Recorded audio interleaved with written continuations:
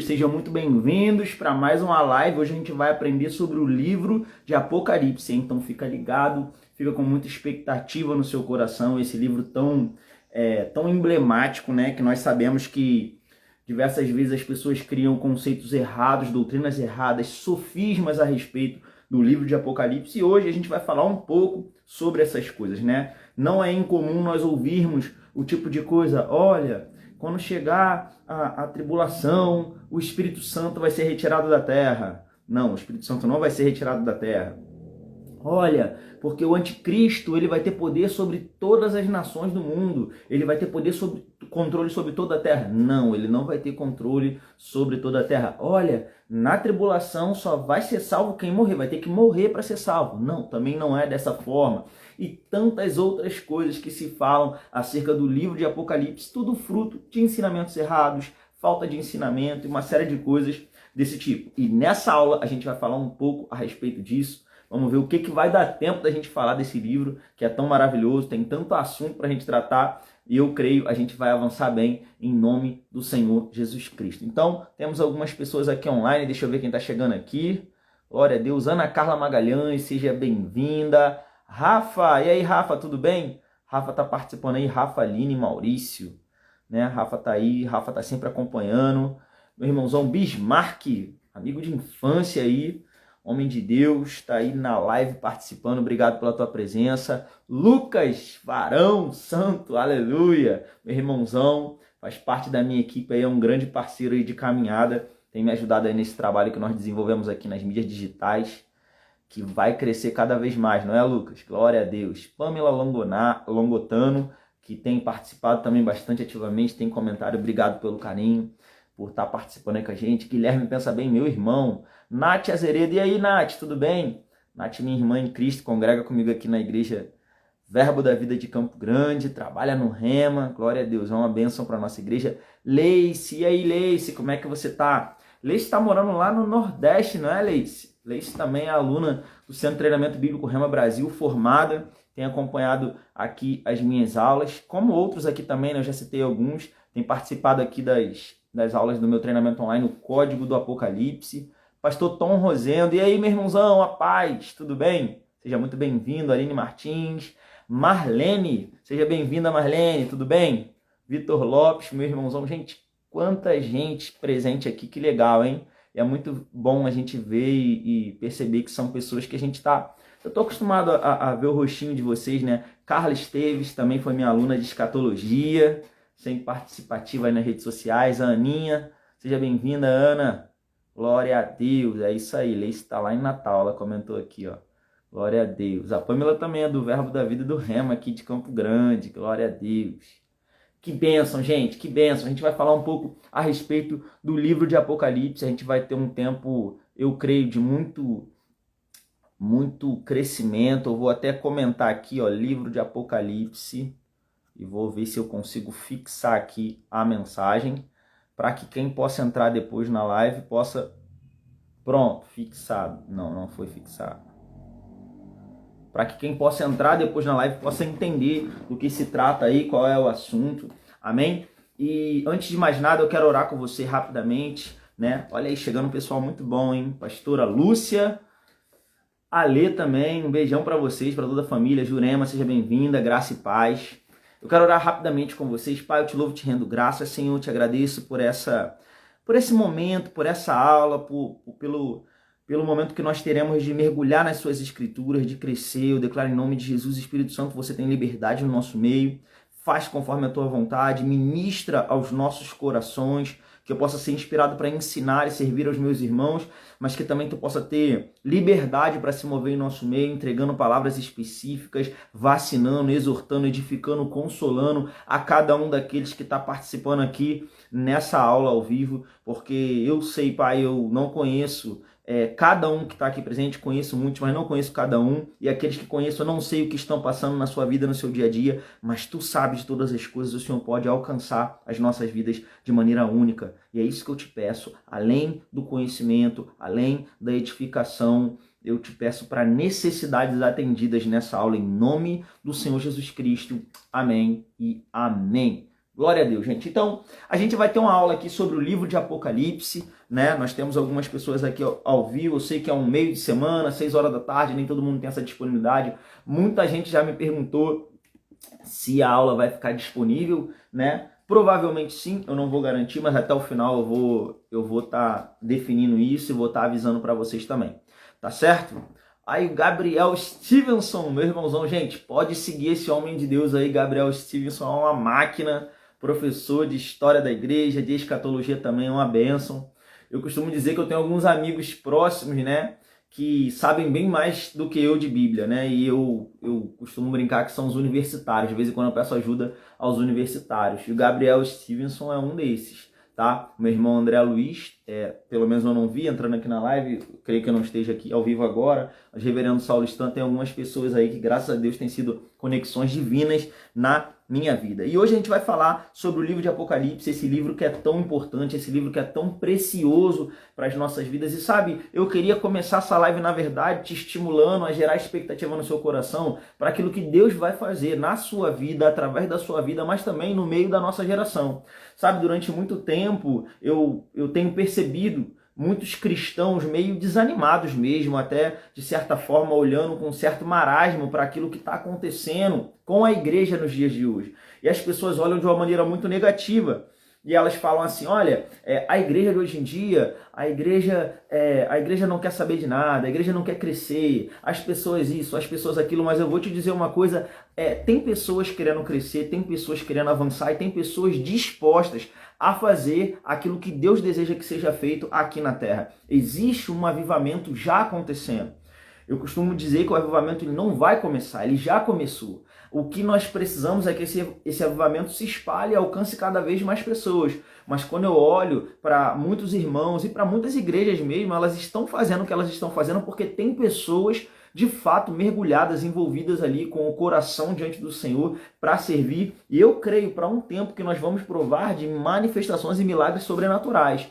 Eu creio para um tempo, eu creio de todo o meu coração que o Senhor Jesus Cristo está voltando e ele vai vir buscar uma igreja madura. Eu creio nesse amadurecimento do corpo. Eu creio em pessoas pregando. Eu creio num tempo em que pessoas, talvez como você que está aqui assistindo essa live, talvez você não seja um ministro. Tem alguns aqui que tem chamada ministerial. Glória a Deus, eu declaro você avançando, crescendo. Se você está aqui é porque você quer aprender mais da palavra, você quer se aprofundar mais na palavra, quer ter mais convicção naquilo que as Sagradas Escrituras dizem, né? E que bênção, eu declaro você avançando em nome de Jesus. Mas sabe, eu declaro também sobre aqueles que talvez não tenham uma chamada ministerial, aqueles que não vão para um púlpito, aqueles que não vão ser um pastor, um pregador ou nada do tipo. E eu quero estimular até mesmo você, que tem uma chamada ministerial, para multiplicar essa visão também. Nós precisamos de pessoas que queiram se manifestar nessa terra como filhos de Deus e não só como ministros. Porque quando nós tivermos essa geração se levantando, uma geração que não depende da pregação do pastor, que não depende da pregação dos ministros, entenda, eu não quero desconsiderar com isso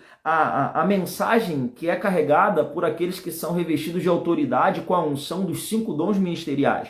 Mas o que eu quero aqui é gerar um estímulo dizendo que o mesmo Espírito Santo que habita em mim para edificar a igreja, para ensinar, para cumprir o meu propósito, amém? No ofício em que eu ando, esse mesmo Espírito ele habita dentro de cada um de nós que fazemos parte da igreja de Cristo. E quando você sai, nós estamos aqui numa aula. Eu tenho uma chamada específica para ensinar a palavra de Deus, mas quando você sai de uma aula dessa e você vai para a academia, você vai no mercado, ou você está no seu ambiente de trabalho, você é filho de Deus naquele lugar. E nós precisamos entender isso, nós precisamos compreender que essa responsabilidade de ministrar a palavra, de transmitir o evangelho é de todos e não só de alguns. E eu creio nessa maturidade do corpo de Cristo. Inclusive, essa é a minha proposta. Eu não ensino escatologia, irmãos, para uma meia dúzia de superministros que querem aprender para ensinar escatologia num seminário. Não. Tem pessoas até que possam ter uma chamada e glória a Deus, essas pessoas serão servidas do mesmo jeito, mas o meu propósito é ensinar a escatologia de uma maneira simples, de uma maneira clara, que qualquer pessoa possa entender, independente do seu tempo de igreja, independente do seu cargo ou status ou patente ministerial, independente da função que lhe é atribuída dentro da sua igreja local ou dentro do corpo de Cristo, porque é um assunto importante e vital, é um assunto que nos ajuda a ancorar o nosso coração na eternidade. Eu vou te dizer uma coisa, Eu creio nesse tempo para pessoas prosperando de maneira sobrenatural e extraordinária. Eu creio para pessoas prosperando de uma maneira que não houve precedentes em toda a história da humanidade. Eu creio nisso.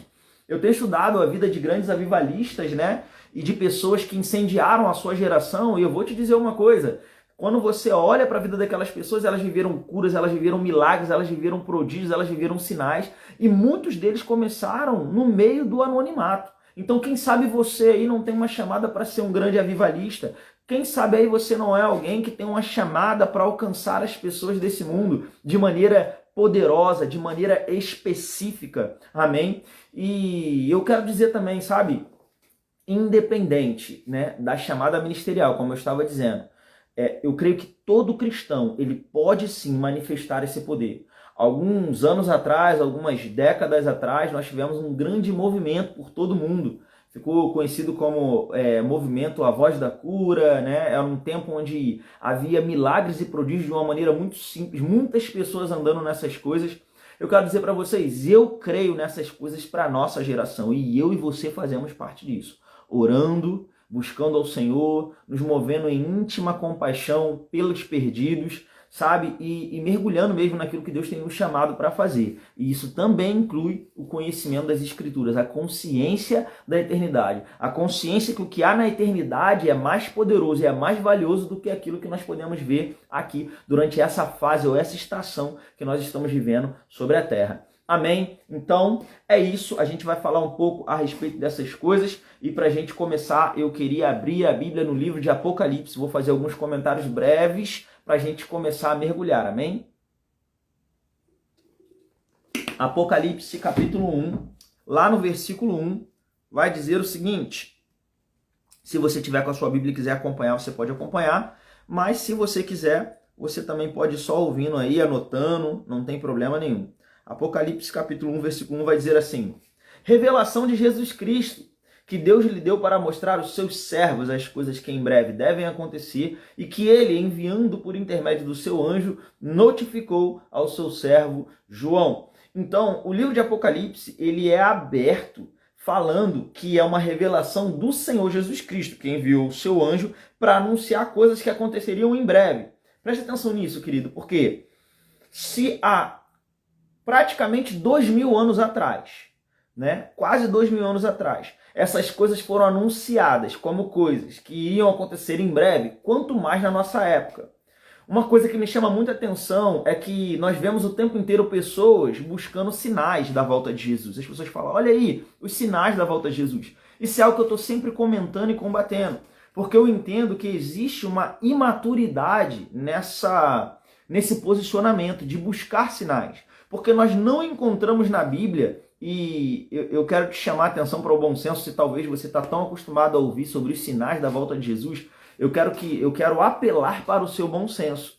Considere comigo que em todas as cartas, todas que foram escritas para a Igreja de Cristo, o Espírito Santo inspirou a tratar tantas coisas vitais, tantas coisas importantes. Inclusive, o assunto do fim dos tempos, o assunto da escatologia, é citado lá em Hebreus, no capítulo 6, versículos 1 e 2, como princípios elementares da doutrina de Cristo. É o básico, é o beabá do cristianismo. Então, é algo que Deus considera básico. Então, se é algo que Deus considera básico, é algo que Deus vai inspirar as pessoas a falarem sobre aquilo. Foi assim em toda a Escritura. Os estudiosos apontam que 37% das escrituras falam sobre o fim dos tempos, falam sobre a escatologia. Para você ter uma ideia, a Bíblia fala muito mais do tempo que Jesus virá ainda para cumprir todas as coisas, ela fala muito mais sobre a próxima vinda de Jesus do que sobre aquilo que ele já veio e já realizou sobre a terra. Tamanha a importância que Deus dá para esse assunto. Agora, mesmo Deus dando total importância para esse assunto, ao ponto de mencionar esse assunto como básico nas Escrituras, mesmo reservando 37% das Escrituras sendo sobre a escatologia, ainda assim, quando você estuda todas as cartas que foram escritas para a igreja, não há nenhuma instrução sobre buscar ou prestar atenção nos sinais da volta de Jesus. Isso deveria ser considerado, no mínimo, estranho. Porque as pessoas falam o tempo inteiro sobre sinal, e quando elas falam sobre isso, geralmente elas estão falando sobre um conceito errado, baseado numa interpretação equivocada de um texto que está registrado lá em Mateus, capítulo 24, conhecido como Sermão do Monte das Oliveiras, onde as pessoas falam que Jesus responde sobre os sinais da sua vinda, mas não é sobre isso que Jesus está falando. Amém? Na realidade, se você quiser aprender um pouco mais sobre isso, você pode me mandar mensagem no direct, pode entrar no meu canal do YouTube e tem lá alguns vídeos falando sobre isso. Você pode ser edificado e aprender mais sobre esse assunto de maneira específica. Mas o que eu queria chamar a atenção aqui é que a gente já começa o livro de Apocalipse enxergando duas informações extremamente importantes. Ó, algumas pessoas comentaram aqui, ó. O Gabriel botou aqui, Bruno, uma dica próxima do Apocalipse 13, versículo a versículo, no dia 31 de outubro. Boa, no dia da Reforma Protestante, né? Glória a Deus. Gostei. Depois vamos bater um papo sobre isso, de repente a gente faz até alguma coisa, hein, Gabriel? E a Lindy Lorete está botando aqui, ó, pastor, rapaz, deixa a live salva, eu tô indo para a igreja. Amém. Até o final eu vou estar resolvendo isso aí, tá? Pessoal que tá chegando aí, seja bem-vindo. Taene, amiga do coração aí, amo você e sua família, seja bem-vinda. Aline e Cristina também. Mas vamos dar continuidade aqui. Então, tem duas coisas importantes que nós precisamos observar aqui. A primeira delas, o texto diz, o Senhor Jesus Cristo está anunciando que essas coisas iriam acontecer em breve. Queridos, nós não precisamos de um sinal. Isso é uma tremenda imaturidade. Ver o que está acontecendo em Israel, quem é o possível anticristo, quem é que está fazendo aliança com os judeus. Eu não estou dizendo que nós não podemos ver essas coisas. O que eu estou dizendo é que isso não constitui um sinal para a igreja. Não há nenhum registro bíblico falando ou dando indício a respeito disso. E é uma imaturidade muito grande. Um crente maduro, ele não depende de um sinal que ele vê do lado de fora. Um crente maduro anda pela fé, pela convicção do que dizem as Sagradas Escrituras. E, queridos, se Jesus anunciou que essas coisas iam acontecer em breve, eu e você, a nossa função é crer no que Jesus disse. Então vai acontecer em breve. Tem gente que fica dependendo dessas coisas para ficar arrepiado, para ficar emocionado, entendendo que Jesus vai voltar agora ou daqui a pouco. Não, nós cremos que ele vai voltar a qualquer momento. E nós cremos isso porque ele disse, eu voltarei em breve. Amém? Então, essa é uma informação importante. Uma segunda informação importante é entendermos também que aqui a Bíblia vai apresentar o Senhor Jesus Cristo como o autor do livro de Apocalipse. Nós temos vários textos, né? E cada um deles tem o seu autor que escreveu inspirado pelo Espírito Santo. E em alguns momentos nós temos autores que usaram escritores para escrever aquilo que era de sua autoria. Por exemplo, a carta aos Romanos é uma carta que tem a autoria do apóstolo Paulo. O apóstolo Paulo é o autor da carta aos Romanos. Porém, o escritor do livro de Romanos não é Paulo, é Tércio. Romanos capítulo 16, versículo 22, a Bíblia vai dizer, eu, Tércio, que escrevi essa carta, vos saúdo. Porque o apóstolo Paulo usava pessoas que tinham habilidade para escrever para o auxiliar. Provavelmente ele não era a pessoa mais habilidosa na grafia. Alguns, inclusive, mencionam que talvez porque ele era acostumado a fazer tendas, né? Ele era acostumado mais com um trabalho mais braçal, quando era exigido, e ele não tinha alguma habilidade com um trabalho de coordenação motora fina. E isso justificaria, né, o porquê ele daria preferência para outras pessoas escreverem. Independente do motivo, o fato é que nós vemos um autor e um escritor. Quando olhamos para o livro de Apocalipse, nós identificamos João como o escritor do livro de Apocalipse, foi ele que escreveu, mas o autor é Cristo. A carta, ou esse livro, ele tem a autoria do próprio Senhor Jesus Cristo. E isso nos faz entender mais ainda a importância e a relevância de estudar um livro como esse. E, pasme você, uma coisa que me chama muita atenção, nós olhamos para toda a Bíblia e nós percebemos algumas coisas. Uma delas, eu creio que muitos de vocês vão ter facilidade de identificar de cara, que é o quê? Eu creio que você vai concordar comigo que hoje há muitos cristãos que vivem aquém da vida que Deus tem para eles viverem. Por quê? Porque eles não conseguem entender as Sagradas Escrituras com uma visão neotestamentária. O que é isso? Eu vou explicar. O que é uma visão neotestamentária? É uma visão, uma perspectiva bíblica com ênfase no Novo Testamento. Como assim, Bruno? Nós temos o Antigo Testamento e o Novo Testamento. No Novo Testamento, nós temos os evangelhos que narram a história de Jesus e com a morte e a ressurreição de Cristo se dá início à nova aliança. Toda a Bíblia deve ser estudada e toda a Bíblia é importante para nós compreendermos acerca de Deus, acerca da sua vontade, acerca do seu reino. Amém? A gente jamais vai dizer, olha, não estude o Antigo Testamento, de maneira nenhuma. Porém, ao estudar a Bíblia, eu preciso utilizar uma metodologia, e eu não estou falando nem mais só de escatologia, para você estudar toda a Bíblia. É necessário você ter uma metodologia para que você possa se localizar nas Escrituras. E por isso eu amo tanto o ensino da escatologia, porque a escatologia te dá essa base muito bem, esse fundamento para você entender toda a Escritura, para você alcançar uma maturidade na sua habilidade de manusear as Escrituras, de lidar com as Escrituras. Você ficaria horrorizado com a quantidade de erros e equívocos doutrinários que ministros e grandes líderes e pregadores cometem simplesmente por não entender a escatologia. Amém? Porque eles pegam textos e fazem até aplicações corretas. Às vezes as aplicações que eles estão fazendo não está errada, não.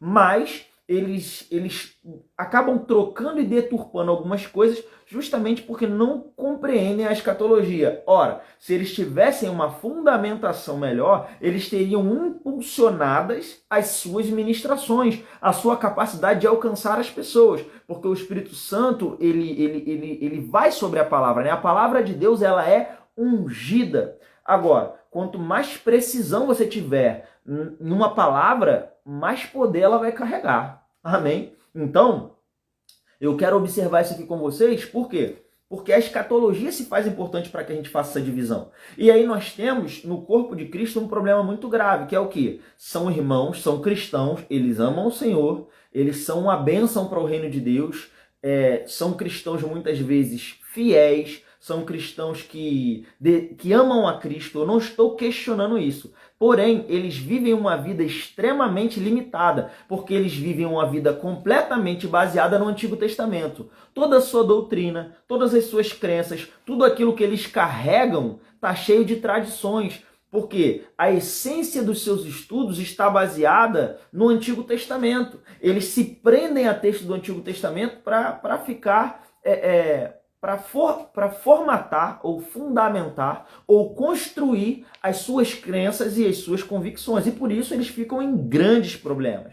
Tem um monte de crente aí que pensa que está no Antigo Testamento, que está na Antiga Aliança. Olha, volto a dizer, o Antigo Testamento ele é importante, ele é Bíblia, ele deve ser estudado. Mas deixa eu te dizer uma coisa, Jó ele é um exemplo para mim e para você de perseverança. Certamente, inclusive ele é citado no livro de Tiago como exemplo de perseverança. Eu vou falar para você, eu gosto sempre de trazer um equilíbrio, né?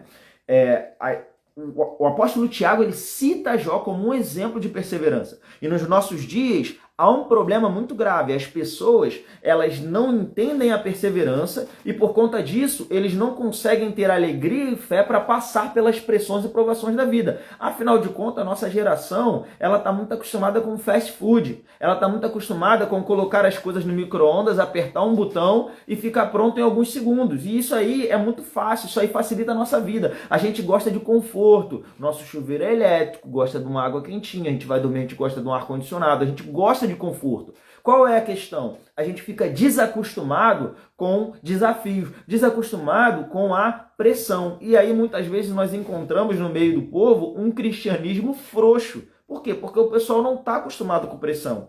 As pessoas se perguntam muitas vezes por que a igreja primitiva ela era tão poderosa e por que às vezes não encontramos esse poder talvez andando na mesma medida em boa parte da igreja dos dias atuais. Eu respondo para você, é porque se você quer um homem forte, dê dificuldades a ele. Se você quer um homem fraco, dê facilidades. Hoje é tudo muito fácil. Hoje você vai você baixa um aplicativo, você tem 50 versões da Bíblia na sua mão. Hoje você abre um YouTube, abre um Instagram, abre uma plataforma qualquer, você tem trocentas pessoas ensinando, trocentas possibilidades, cursos online, um monte de coisa para você aprender. Tem um monte de seminário. A gente tem uma série de facilidades para lidar com isso. E como a gente fica numa situação de conforto, qualquer pressãozinha o pessoal já geme. Agora, quando você vai lá na igreja primitiva, eles eram perseguidos, perdiam as suas casas, eram assassinados. Irmãos, eles não tinham opção. A pressão fazia com que eles crescessem.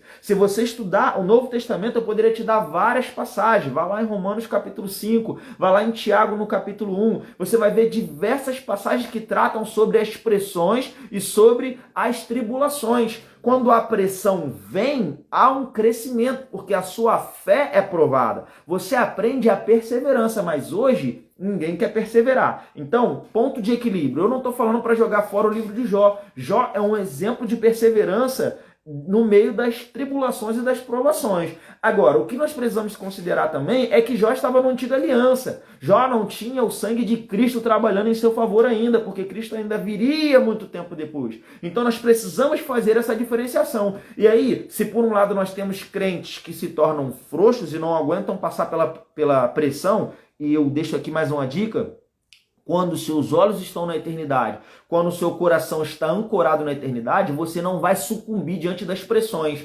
Quanto mais você se percebe disponível para se sentir pressionado pelos problemas dessa vida, isso significa que na mesma intensidade você está não ancorado na eternidade. Porque, querido, quem está ancorado na eternidade não vai nunca sucumbir diante das pressões dessa vida. Por que você acha que a igreja primitiva tinha condição de morrer pelo nome de Jesus? Tinha condição de entregar a própria vida? Porque eles entendiam a eternidade como algo muito mais valioso do que aquilo que tinha aqui na terra. Então, nenhuma pressão que tivesse aqui na terra ia pará-los, ainda que fosse o risco de morte. Agora, se eu não tenho o coração na eternidade, se a minha vida ela é baseada em um sistema que é apenas para me garantir conforto e sucesso aqui na terra, eu estou vivendo uma vida miserável. É isso que o apóstolo Paulo explica em 1 Coríntios capítulo 15, versículo 19.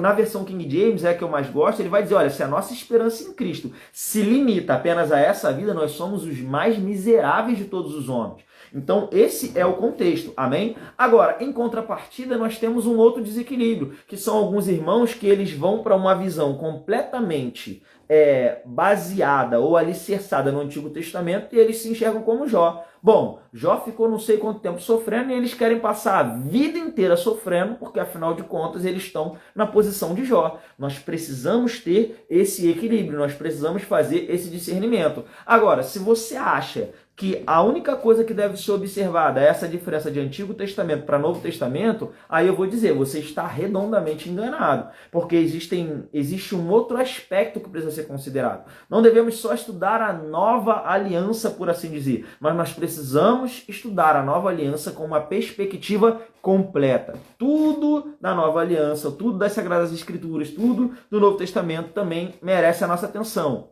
Contudo, eu considero que a escatologia, muitas vezes, ela é negligenciada. E nós vemos aqui, nesse livro, na abertura do livro de Apocalipse, o Senhor Jesus Cristo explicando que é uma mensagem que ele enviou para o seu servo e que ele compartilha, né, naquele momento, com quem? Com a igreja. Eu queria que você pensasse nisso, porque o livro de Apocalipse é a única carta que tem a autoria do próprio Senhor Jesus Cristo. E ela não foi escrita para os judeus ou para os gentios. Ela foi escrita para a igreja, com o propósito de alcançar a igreja e anunciar as coisas que iriam acontecer. Amém? Coisas essas que a gente vai passear um pouco sobre elas agora. Glória a Deus. E aí, tá aprendendo alguma coisa? Tá com expectativa para o que você ainda vai aprender hoje? Fica ligado, eu creio que o Senhor pode falar no seu coração e você vai ser edificado tremendamente. Eu creio para que você possa estar habilitado mesmo a começar a ter expectativa para aquilo que vai acontecer com a volta do Senhor Jesus Cristo. Amém? Então, vamos lá. Deixa eu ficar de olho aqui na hora para a gente administrar e não se tornar uma aula tão extensa assim. Mas eu queria começar compartilhando algumas coisas com vocês. Eu vou comentar um pouco a respeito da volta do Senhor Jesus Cristo, mas antes eu queria fazer algumas considerações aqui e eu queria só te localizar sobre como as coisas vão acontecer, amém? E aí, tem um pessoal chegando aqui, ó, meu diretor Igor, seja bem-vindo, que honra ter você aqui na live, hein? Márcia Cristina, companheira lá da igreja local, Paula Luama, gente, sejam todos muito bem-vindos, tá? Eu vou fazer o seguinte agora, eu acredito que um dos motivos, sempre que eu ensino, na verdade, as minhas matérias, né, os assuntos que eu gosto de lecionar, eu gosto de dar um apanhado geral. E eu vou fazer isso agora porque eu acho que é algo um pouco incomum, não é tão visto e ajuda você a entender melhor o que vai acontecer, tá? Então o que eu vou fazer? Eu vou te explicar um pouco, de maneira geral, como é a estrutura do livro de Apocalipse e eu vou vir te dando algumas coisas que vão acontecer. Amém? E aí o que eu vou te pedir? Um pouco de paciência, porque se eu fosse explicar coisa por coisa, com todos os versículos e dando todas as bases, não ia caber em uma live. Para você ter uma ideia, eu criei agora um treinamento online chamado Código do Apocalipse. Inclusive, quem quiser participar, depois é só me mandar uma mensagem. Vai ser um prazer te receber, para você aprender. É uma estrutura que eu criei, onde nós estamos estudando o livro de Apocalipse capítulo por capítulo, versículo por versículo. Todo o livro de Apocalipse. Tem se tornado um trabalho incrível, com imagens, né? Nas minhas aulas eu passo imagem enquanto eu vou falando. Tem sido um trabalho, eu estou muito orgulhoso, tenho recebido muitos feedbacks positivos, e se você quiser participar, você vai ser mais do que bem-vindo. É só você me mandar mensagem. Fechado? No final da aula eu te explico um pouco melhor sobre isso. Mas, por que eu estou falando isso? Porque nesse treinamento já tem mais de 60 vídeos, né? São muitos vídeos explicando. Eu acabei de entregar agora o 11º módulo, né? E cada módulo tem entre 5 a 7 vídeos. Então só daí você já faz as contas, né? É bastante coisa. Então eu vou resumir aqui o que vai acontecer. E eu não vou dar todas as bases bíblicas e todas as explicações. Mas se você ficar com dúvida, lá no final da aula eu vou deixar um espaço para tirar as dúvidas. Então, vamos lá. Eu falei uma coisa que você, caramba, anota aí e no final você tira a sua dúvida. Amém? Glória a Deus. Então, como é que vai ser como é que a gente encontra o livro de Apocalipse? Primeira coisa, nós temos Jesus dando uma mensagem para a igreja, específica para a igreja, no capítulo 2 e 3 do livro de Apocalipse. Então, Apocalipse capítulo 1 mostra Jesus ressurreto, ele ressuscitou. Apocalipse capítulo 2 e 3 é uma mensagem para a igreja. Gente, eu queria considerar isso com vocês. Sabe por quê? Porque a gente tem um zelo muito grande com as Sagradas Escrituras. Se você está aqui hoje é terça-feira, 6h30 da tarde, assistindo uma live para aprender sobre a palavra, porque você ama as Escrituras. Ninguém que chegou nessa altura da live é alguém que não ama as Escrituras, senão não estava aqui. Não faz sentido, ok? Mas, perdão, é ao vivo, vamos lá. Mas o que eu quero considerar com você, só para você explicar aqui o que aconteceu. Na verdade, eu tive uma cãibra aqui na perna do nada e fiz um movimento, mas o Senhor já me curou, já me restaurou. Aleluia. Vamos lá. Mas o que eu quero considerar com você é o seguinte, nós temos um zelo muito grande pelas Escrituras, mas você já parou para considerar que existe uma segunda carta aos Efésios?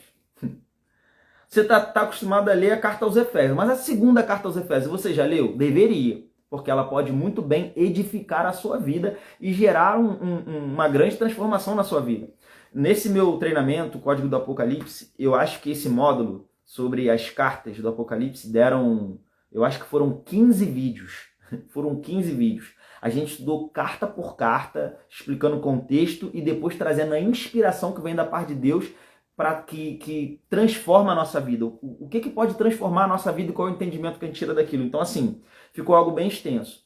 Você imagina se você tivesse a possibilidade de Jesus chegar diante de você, fazer um raio-x e dizer o que está certo e te elogiar e o que está errado para você corrigir e conselho para você com alguma promessa.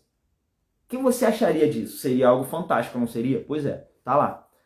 Apocalipse capítulo 2 e 3 são cartas que Jesus, ou mensagens que Jesus enviou de maneira específica para a igreja. Então, se você quer ter uma visão completa do que Deus trata com a igreja, você precisa estudar o capítulo 2 e 3 do livro de Apocalipse. Aí você pode ler alguma coisa que você não entendeu? Não tem problema. Eu tô aqui com a minha rede social, meu direct está aqui aberto, você pode me chamar, perguntar, a gente vai conversar, mas eu tenho certeza que tem algo da parte de Deus para edificar a sua vida. E já que eu não quero ficar só nas minhas palavras, antes de eu passar por esse apanhado geral e tratar os principais eventos que vão acontecer, que são narrados no livro de Apocalipse, eu quero ler com você rapidamente Apocalipse capítulo 2, versículo 1 diz assim, ó. E ao anjo da igreja em Éfeso escreve, essas coisas diz aquele que conserva na mão direita as 7 estrelas e que anda no meio dos 7 candeeiros.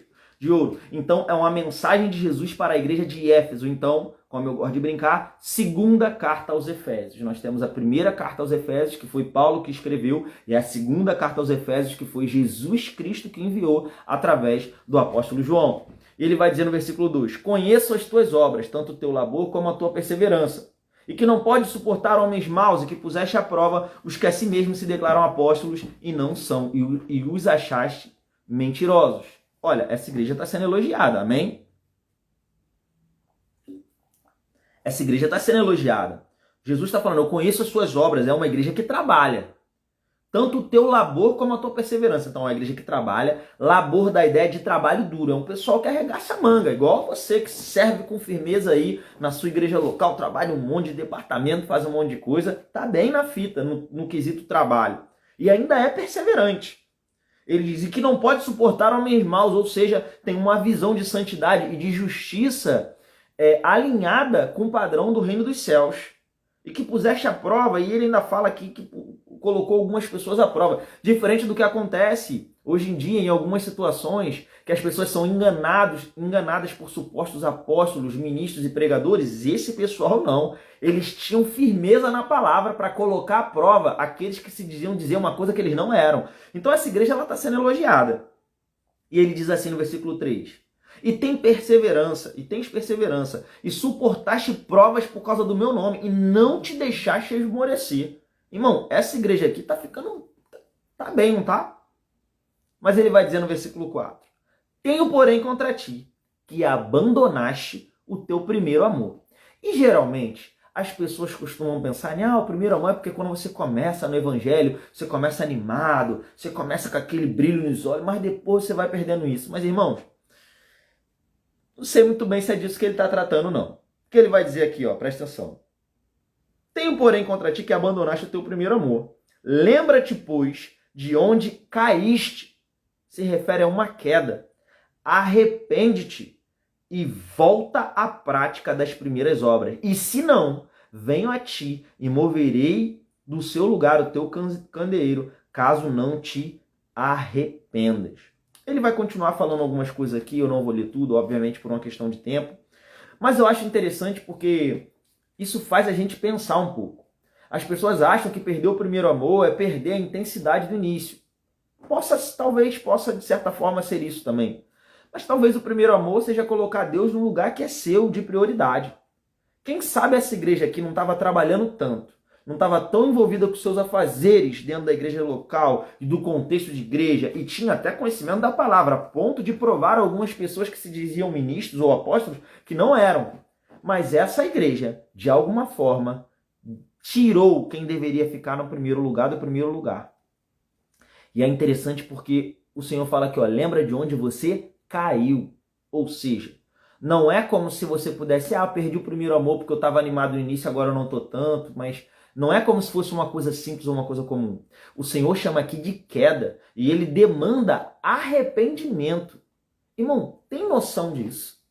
Você pode estar trabalhando na sua igreja local, você pode ser perseverante, você pode ser alguém que trabalha com labor, você pode ser alguém que tem um conhecimento na palavra a ponto de nem ser enganado por supostos ou pseudo-ministros que tem por aí. E ainda assim, não está dando o devido lugar a quem é de direito. E o Senhor está te dizendo nessa noite, ei, lembra de onde você caiu? Se arrepende e volta para o lugar. Que inclusive a Bíblia diz que tem juízo se não houver arrependimento. Porque eu vou te ensinar uma coisa, pecado sem arrependimento gera juízo. E às vezes a gente esquece disso. O apóstolo Paulo, lá em Romanos, no capítulo 11, no versículo 22, ele diz, considerai, pois, a bondade e a severidade de Deus. Quando você continua lendo aqui o livro de Apocalipse, você lê as outras cartas, quando você olha para as críticas, você precisa lembrar que Jesus estava criticando a igreja. Então, isso diz respeito a mim e a sua vida. Nós podemos ter uma lição importante e valiosa dessas coisas. Jesus chega ao ponto a dizer para uma igreja que ela estava tolerando uma determinada profetisa que estava ensinando algumas coisas dentro da igreja. Ele diz, olha, vocês estão tolerando, eu tenho isso contra vocês. Ele não diz assim, olha, vocês estão falando a mesma coisa que ela. Ele diz, vocês estão tolerando. Ou seja, a Bíblia está ensinando que Jesus irá nos repreender se nós estivermos tolerando algumas coisas. Seria muito importante se você pudesse passar um raio-x na sua própria vida e observar o que você anda tolerando. Que tipo de conversa você anda tolerando no seu ambiente de trabalho? Que tipo de brincadeira e piada você tem tolerado em alguns contextos? Que tipo de coisa você está emprestando o seu ouvido para ouvir e se prestando a tolerar? Porque Jesus repreende severamente. Olha, eu tenho contra vocês que vocês estão tolerando.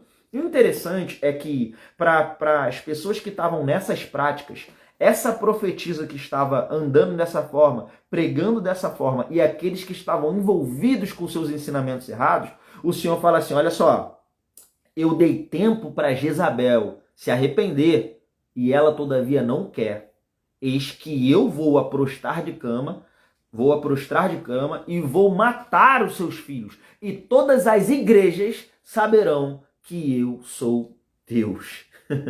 Eu acho muito interessante e a gente tem que tomar muito cuidado e ficar muito ligado, sabe? Talvez você goste muito de aprender sobre fé, né? E sobre ser guiado pelo Espírito de Deus, ou quem sabe tantos outros assuntos que são tão importantes e tão vitais para a igreja de Cristo, né? Para a nossa vida.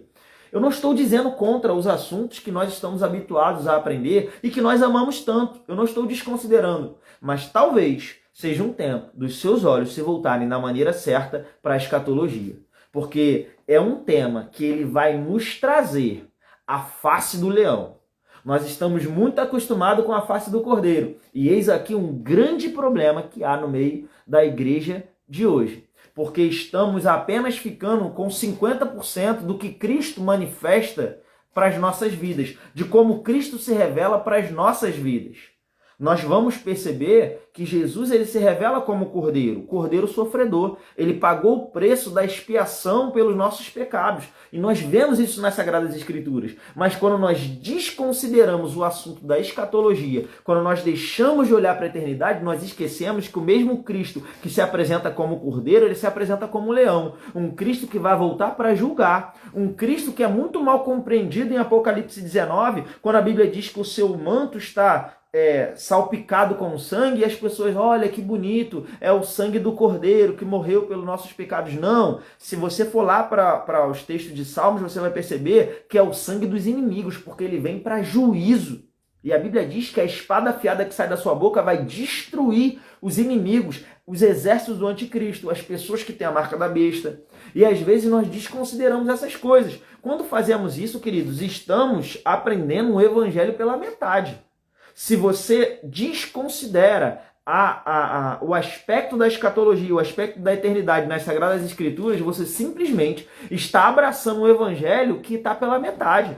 Você simplesmente está abraçando um evangelho que está desfigurado. Quando enxergamos Cristo como leão, não podemos só imaginar um Cristo que vai voltar para reinar, mas todos os aspectos que isso envolve. Porque ele não vai mudar quem ele é para voltar. Ele já é um leão hoje. E quando você vê Apocalipse 2 e 3 e você estuda, você vai ver Cristo elogiando a igreja, mas você também vê ele criticando. Eu vou te dizer, 7 igrejas. É interessante, porque dessas 7 igrejas, tem uma que não recebe elogio, só crítica. E nós temos 2 que não recebem crítica, só elogio. A pergunta é, se Jesus fizesse um raio-x da tua vida hoje, será que você ia receber só elogio? Ou quem sabe você ia receber só crítica? Sabe? É interessante isso. E por que isso é interessante? Porque a gente cria uma percepção na nossa cabeça baseada no aqui e no agora, numa vida terrena. Vou te dar um outro exemplo. Talvez você possa pensar assim, Bruno, com certeza, pode ser até que eu ia receber alguma crítica, mas com certeza algum elogio eu ia ter. Será, querido? Eu vou te dizer, quando você vai para Apocalipse, no capítulo 3, nós vemos Jesus se apresentando para a igreja em Sardes, no versículo 1, e ele termina o versículo dizendo assim, ó, conheço as tuas obras, que tens nome de que vives e está morto. Ou seja, existem ou podem existir igrejas que parece que estão vivas, que tem nome de vivo, que é conhecido como vivo, muito operante, faz muita coisa, mas está morta. Será que as obras que você tem produzido tem valor diante de Cristo? A única forma de você saber isso é se você tiver conhecimento do que a Bíblia fala sobre obras com valor eterno. escatologia, sobre o tribunal de Cristo, sobre a base de avaliação, sobre como Deus julga as nossas obras ou como Ele avalia as nossas obras. Essa é a forma de você conseguir observar isso. E se o seu coração tiver com a motivação correta, com a intenção correta, alinhado com os propósitos eternos do reino, então sim, as suas obras vão ser validadas. Senão, a Bíblia nos ensina que no tribunal de Cristo tem pessoas que vão ter obras que, ainda que sejam obras, elas serão queimadas ou elas serão desprezadas. Elas não terão valor diante do Rei da Glória quando chegar aquele grande dia da prestação de contas. Então, é algo que eu creio seja importante nós considerarmos. Fica aqui de exercício, fica aqui de inspiração para a sua vida. Quem sabe não seja nos próximos dias. Eu sei que você com certeza ama as Escrituras e você tem um hábito de leitura da Bíblia diário, ou pelo menos na maioria das vezes da semana você tem tempo para se debruçar diante das Escrituras e estudá-la. Mas fica aqui o desafio, fica aqui a sugestão, fica aqui mesmo uma inspiração para você. Pega nesses próximos dias aí, Apocalipse capítulo 2 e 3, ore e passa lá o pente fino para você ver, talvez você encontre algum grande motivo de inspiração e alteração na sua vida, amém? Glória a Deus. Eu não poderia deixar de explicar também. As 7 igrejas, a única que não recebe elogio, que ela só recebe crítica, era uma igreja que era muito rica, muito próspera, era operante, mas era extremamente materialista. Sabe o que é ser materialista, querido? Não é só ter muito dinheiro, não. É viver pensando só nas coisas dessa vida. Amém? A forma como você administra o seu dinheiro também revela se você é materialista ou não. Mas isso é um assunto que não vai caber aqui agora. Contudo, não é só isso. Então, fica ligado. E as 2 igrejas que são só elogiadas e não recebem críticas, ambas são estimuladas a morrer pelo nome do Senhor, porque tinham o seu coração na eternidade. Uma delas, inclusive, não tem nem promessa boa, nenhuma, nada. A única coisa que o Senhor promete é que quando eles morrerem, eles vão receber uma premiação quando chegarem lá. Só isso. E isso já é muita coisa. Por favor, entenda quando eu digo só isso. Amém? Glória a Deus. Mas nós vemos então o livro de Apocalipse começando com o capítulo 1, mostrando Jesus ressurreto. Capítulo 2 e 3, mensagens de Cristo para a sua igreja. E você vê, em poucos minutos eu já tratei algumas coisas tão poderosas. Imagina você estudar igreja por igreja, né? Hashtag fica a dica. E nós seguimos, porque o livro de Apocalipse ele vai trazer no capítulo 4 e 5 uma visão do céu, onde eu creio, no início do capítulo 4, mostra o arrebatamento, um arrebatamento que acontece antes da tribulação. Bruno, mas tem uma discussão muito grande, eu não vou entrar nisso, mas eu só queria dizer uma coisa aqui. A igreja ela é mencionada até o capítulo 5 do livro de Apocalipse. No capítulo 6 começa a tribulação e vai até o 18, 19 já é a volta de Jesus. Em todo o texto do livro de Apocalipse, que narra a tribulação, não tem nenhuma menção da igreja. Amém? Então, eu creio de fato, não tenho tempo para mostrar isso aqui pelas escrituras, mas se você tiver dúvida também, você pode me procurar depois, a gente vai conversar. E aí, vamos aqui para a principal parte do livro de Apocalipse, porque é a parte que gera mais medo, é a parte que gera mais dúvidas, é a parte que mais falta conhecimento, que narra justamente o período da tribulação. E eu vou mencionar algumas coisas aqui, ó. Chegando muita gente, sejam todos muito bem-vindos. Marilane, seja bem-vinda, querida. Ela botou aqui, ó, professor querido. Marilane fazia parte da equipe do Rema na época que eu era aluno lá no Rema Pedra de Guaratiba. Na época era o único do Rio de Janeiro, né? Jaque Pietro, seja bem-vindo. Ó, muita gente chegou, até saiu aqui. Pedrinho, fala, meu irmãozão. Bênção. Pedrinho tá quebrando tudo lá no continente africano, servindo ao Senhor em missões, fazendo um trabalho fantástico. Que bênção, irmão. Muito bom ter você aqui comigo, viu? Glória a Deus. E aqui, seguimos no período da tribulação agora. Vamos entrar no período da tribulação. Você entende o que eu digo, pelo amor de Deus.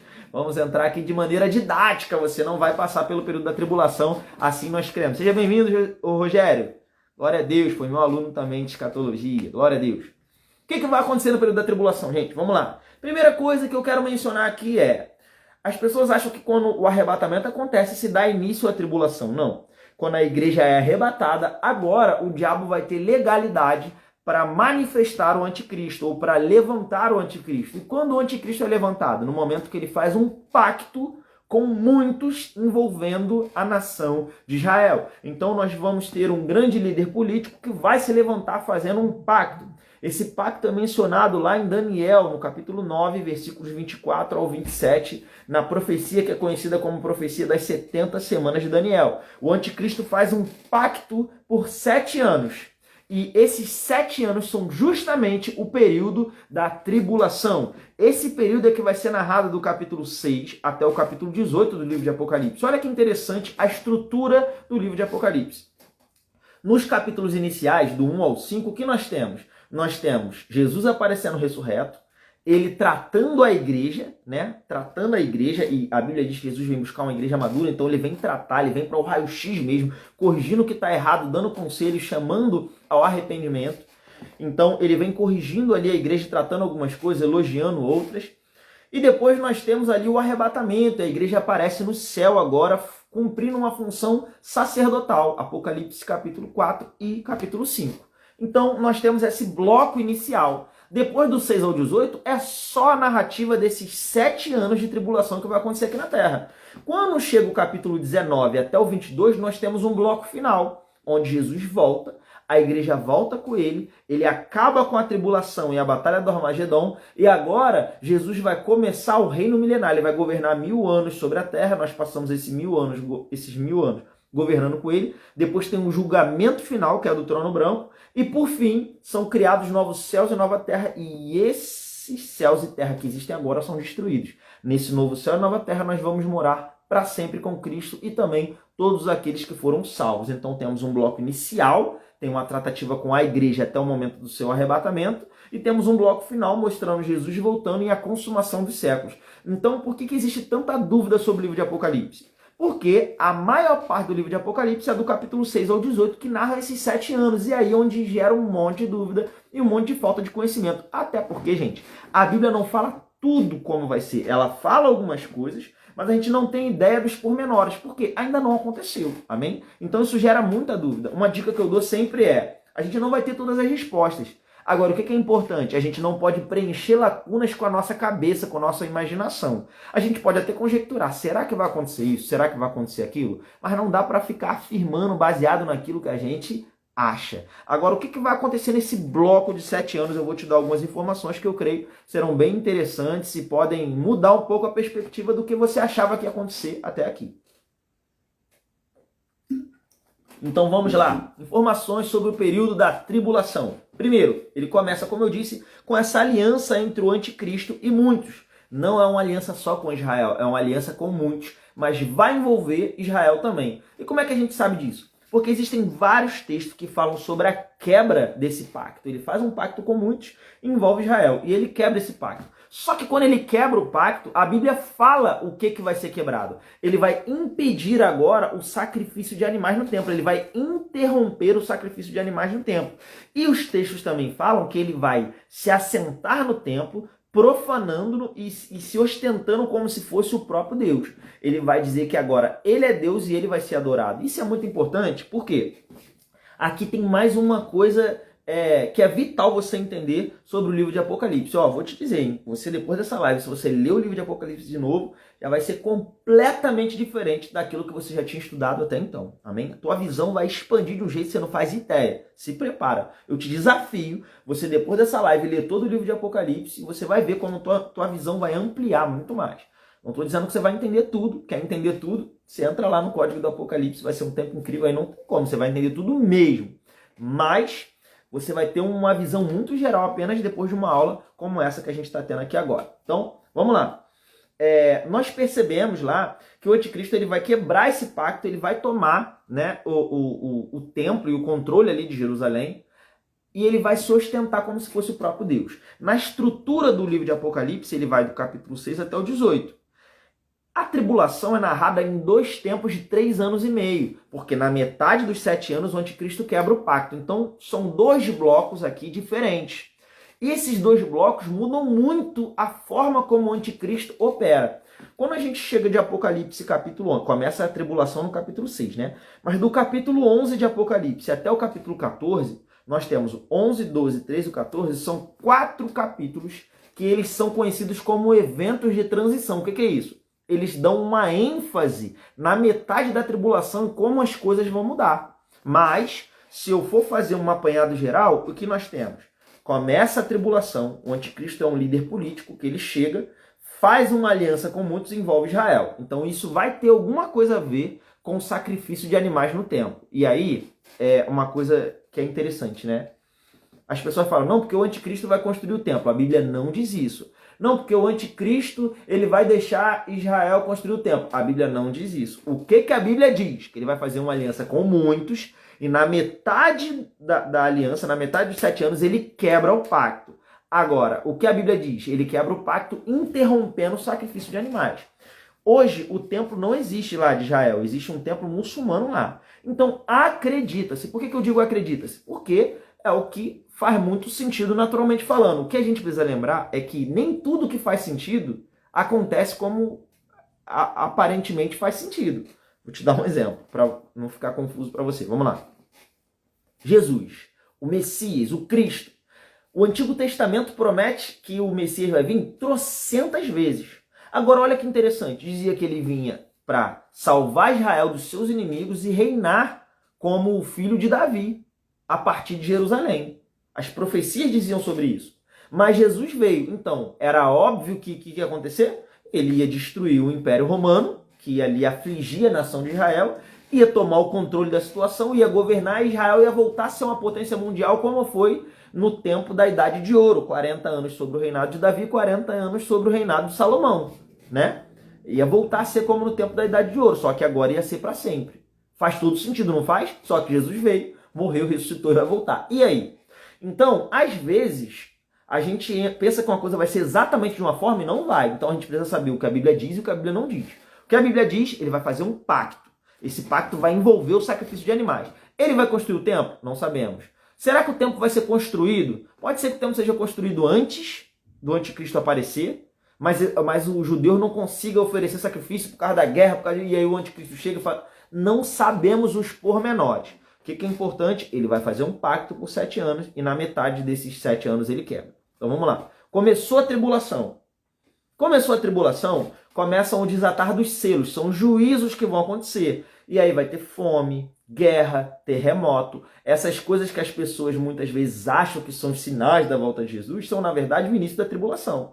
Apocalipse capítulo 6 e Mateus 24, a mensagem de Jesus, são exatamente a mesma coisa. Até porque Jesus em Mateus 24 estava falando sobre a volta para os judeus.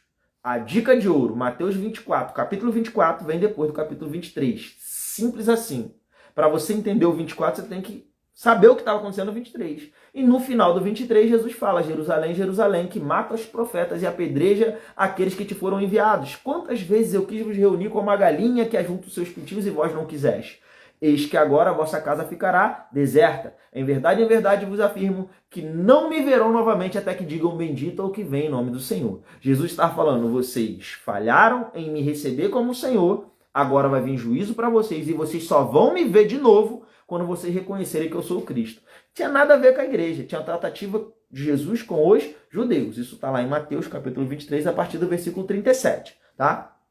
Aí entra o 24, ele fala mais algumas coisas e os discípulos perguntam sobre essa vinda dele. Para quem? Para os judeus, tá? Então ele está falando da tribulação, não tem nada a ver com a igreja. Mas, voltando para o início da tribulação, nós vemos essa guerra, fome, terremoto, a aparição do anticristo. Tudo isso vai acontecer ali no início da tribulação. Vai ter um terremoto que vai morrer muita gente. E aí, gente, já fica uma dica aqui. As pessoas falam assim, não, porque quando tiver a tribulação, primeiro vai ser 3 anos e meio de uma falsa paz. Falsa paz da onde, cara pálida? Aonde que tu tá vendo falsa paz? Não tem falsa paz nenhuma. Fome, guerras pelo mundo todo, terremoto, crise. Vai ser um caos esse planeta. Vai morrer muita gente. Não tem falsa paz. Só tem falsa paz, abre parênteses, né? Só tem falsa paz em um contexto. Anticristo e Israel. Por quê? O anticristo faz um pacto com Israel e nesse contexto há uma falsa paz para Israel por parte do anticristo, mas o juízo na terra vai estar pegando fogo. Inclusive, Apocalipse capítulo 6 é o início da narração da tribulação. Nos versículos finais ali, entre o 17 e o 18, a Bíblia chega a dizer que a ira de Deus e a ira do Cordeiro caindo sobre a terra. Então, meu irmão, não tem falsa paz nenhuma.